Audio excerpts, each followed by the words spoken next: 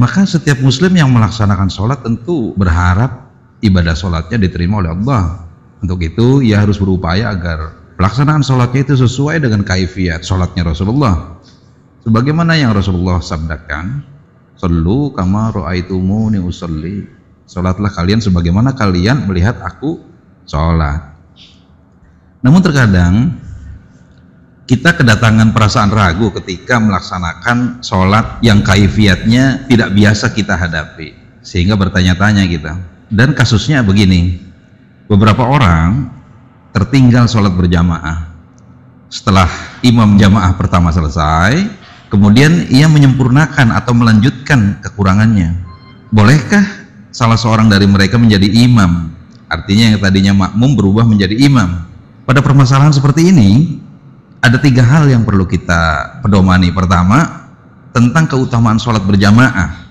Itu harus kita fahami tentang keutamaannya, karena ditetapkan di dalam berbagai macam hadis. Salah satunya dari Abdullah bin Mas'ud, dia berkata, "Idza kuntum salasatan fasallu jami'an." Apabila kalian bertiga, sholatlah secara berjamaah. Wala ya ummakum ahadukum. Hendaklah salah seorang dari kalian jadi imam. Hadis riwayat Ahmad, Muslim, dan An-Nasa'i. Kemudian juga dari Ibnu Umar, Rasulullah dalam sabdanya menyampaikan, "Sholatul jama'ati tafdulu sholatal fardhi bisab'in wa ishrina darajatan." Salat berjamaah itu sesungguhnya mengungguli salat dengan 27 derajat. Muttafaq alaih. Dan kita temukan Ubay bin Ka'ab radhiyallahu anhu berkata, Rasulullah sallallahu alaihi wasallam bersabda, "Salat seorang dengan seorang lainnya lebih beruntung, lebih bersih dari salat sendirian daripada salat munfarid. Dan sholatnya dengan 2 orang lainnya lebih beruntung daripada sholatnya bersama seorang saja. Dan lebih banyak jumlahnya, maka lebih dicintai oleh Allah Ta'ala." Hadis riwayat Ahmad, Abu Daud, An-Nasa'i, Ibnu Majah. Tentu dengan hadis-hadis ini, apabila 2 orang atau lebih mendirikan sholat, lebih utama bila dilakukan secara berjamaah. Kemudian pedoman yang kedua, bolehkah makmum kemudian menjadi imam? Yang tadinya bermakmum, ya, karena tertinggal kemudian jadi imam. Nah, tentang kejadian ini Rasulullah pernah mengalami sendiri ketika Rasulullah SAW bermakmum kepada Abu Bakar. Dari Aisyah ia berkata, ketika Rasulullah SAW sakit pada sakitnya yang membuat beliau wafat, datanglah Bilal mengumandangkan azan salat. Lalu beliau bersabda, perintahkan Abu Bakar untuk mengimami salat orang-orang. Kami berkata, "Wahai Rasulullah, sesungguhnya Abu Bakar seorang yang mudah sedih dan menangis. Seandainya dia menempati tempatmu sebagai imam maksudnya, maka ia akan menangis dan tidak mampu untuk sholat." Kemudian Rasulullah melanjutkan, perintahkan Umar untuk sholat menjadi imam bersama orang-orang. Ketika Abu Bakar seperti itu, kemudian Umar pun diperintahkan untuk melakukan hal yang sama, menggantikan sebagai imam. Rasulullah meminta lagi kepada Abu Bakar menjadi imam sholat, hingga Rasulullah mengatakan, kalian semua itu seperti perempuan pada zaman Yusuf. Aisyah berkata, maka kami mengirim utusan kepada Abu Bakar, lalu dia sholat dengan orang-orang. Setelah Abu Bakar mengimami sholat, Rasulullah SAW merasakan pada dirinya ada keringanan, agak membaik sakitnya. Lalu beliau keluar dari kamarnya dengan dituntun 2 orang, dan kedua kaki beliau terseret di tanah. Ketika Abu Bakar merasa kehadiran Rasulullah, maka ia berusaha untuk mundur. Dia tidak mampu. Rasulullah memberi isyarat kepadanya untuk tetap di tempatnya sebagai imam. Perawi hadis ini berkata, kemudian Nabi SAW datang dan beliau didudukkan di samping Abu Bakar. Maka Abu Bakar mengikuti Rasulullah dan orang-orang mengikuti Abu Bakar. Itu dalilnya. Dan kemudian kita lihat dalam peristiwa lain, datang seorang laki-laki hendak sholat bersama Nabi SAW, tapi dia terlambat atau masbuk. Namun ketika ia datang pada sholat yang diimami Nabi tersebut, sholatnya sudah selesai. Dari Abu Sa'id dia berkata, sesungguhnya seorang laki-laki masuk ke masjid, sedangkan Rasulullah SAW telah sholat bersama para sahabat, maksudnya telah selesai. Kemudian Rasulullah bersabda, man yatasaddaqu ala hadza fayusalliya ma'ahu. Faqama nabiyyu rajulun minal qaumi fasalla ma'ah. Siapa yang mau bersedekah kepada orang ini, maka sholatlah bersamanya. Itu perintah Rasulullah. Kemudian seorang laki datang, berdiri dan sholat bersamanya.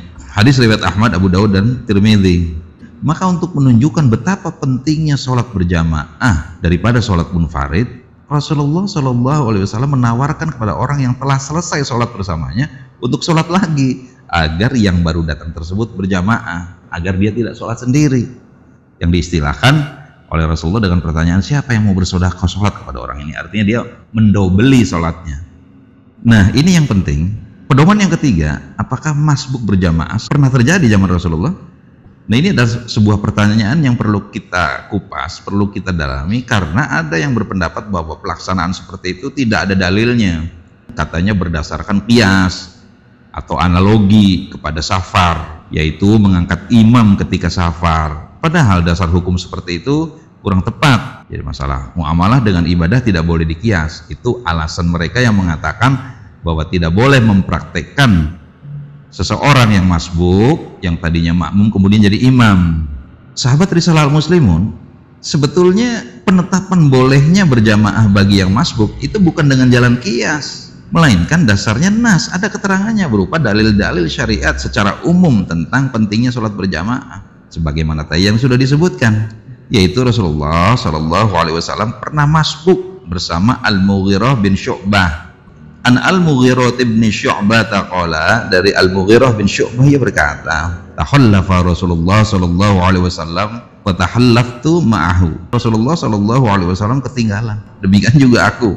Thumma raqiba wa raqibtu, kemudian beliau menaiki kendaraannya dan aku pun berkendaraan bersamanya.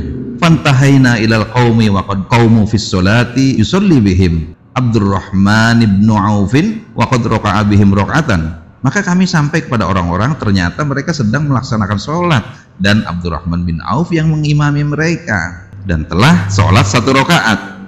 Falamma ahassa bin Nabi sallallahu alaihi wasallam dhahaba yata'akhkharu fa'uma'a ilaihi fasalla bihim. Maka tatkala Abdurrahman bin Auf merasa bahwa Nabi datang, ia bermaksud untuk mundur, tetapi Nabi berisyarat agar Abdurrahman bin Auf tetap mengimami mereka.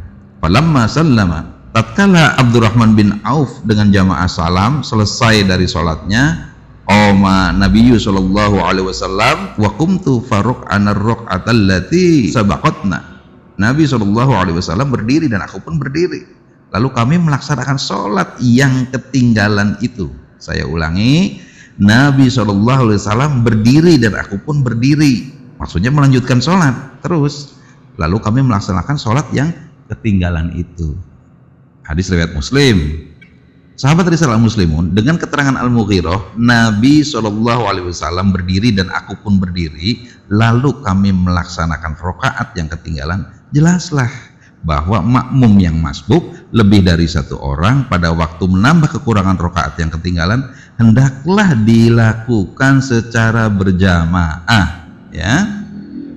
Berdasarkan dalil ini, hendaklah melakukannya secara berjamaah agar tidak kehilangan keutamaan berjamaah. Ini poinnya. Maka dengan demikian, menyatakan tidak bolehnya mendirikan jamaah bagi yang masbuk tentu tidak memiliki dalil yang kuat. Aqulu qouli hadza wa astaghfirullah li wa lakum. Assalamualaikum warahmatullahi wabarakatuh.